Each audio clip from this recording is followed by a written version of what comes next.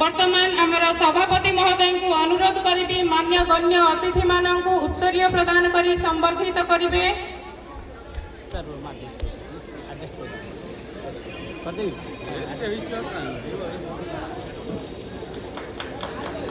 समस्ते करताली नहीं आम स्वागत करवा सम्मानित करवा।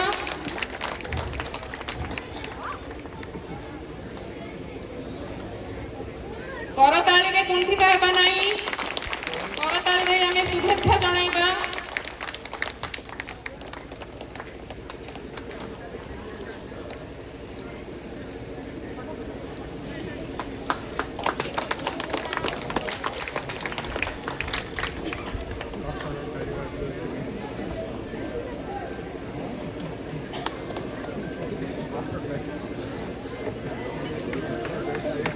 वर्तमान मुख्य अतिथि को अनुरोध करी आज सभार सभापति ए विद्यालय प्रधान शिक्षक को उत्तरीय प्रदान कर सम्मानित करेंगे। यह मोर निवेदन अटे।